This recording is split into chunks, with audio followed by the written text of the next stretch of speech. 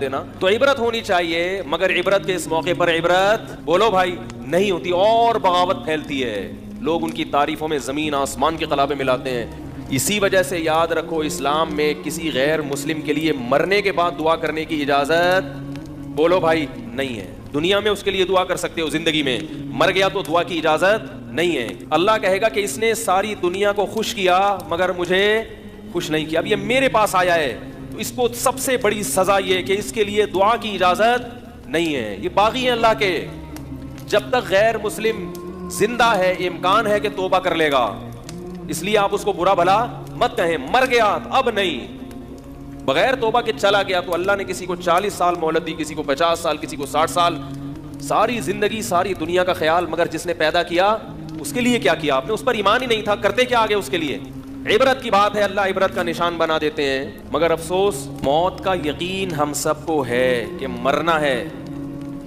مگر یہ چیز ہمارے لاشعور میں نہیں ہے۔ سوچنا پڑتا ہے گھنٹوں گھنٹوں بیٹھ کے کہ مروں گا، بیان سننے پڑتے ہیں مولانا صاحب کے، اگر بیان سننا چھوڑ دیں، سوچنا چھوڑ دیں تو زبان سے تو یہی کہے گا کہ مروں گا، مگر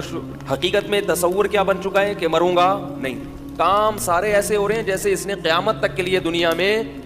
زندہ رہنا ہے۔ لوگ ذہنی مریض بن رہے ہیں، 60 50 سال کی عمر میں بھی دولت کے بارے میں سوچ کے ہائے پیسہ نہیں ہے، ہائے پیسہ نہیں ہے، ہائے پیسہ نہیں ہے۔ اور جن کے دلوں میں اللہ موت کو مستحضر کر دیتے ہیں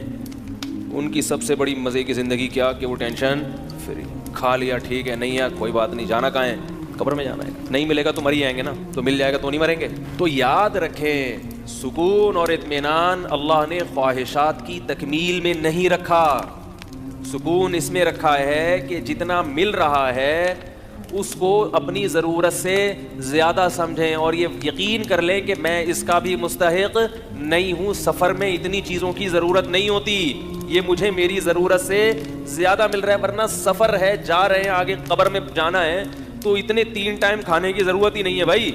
رسول اللہ صلی اللہ علیہ وسلم نے ارشاد فرمایا جسے 2 وقت پیٹ بھر کے کھانا مل جائے، 2 وقت 3 وقت نہیں، حقیقی بھوک 2 ہی ٹائم لگتی ہے،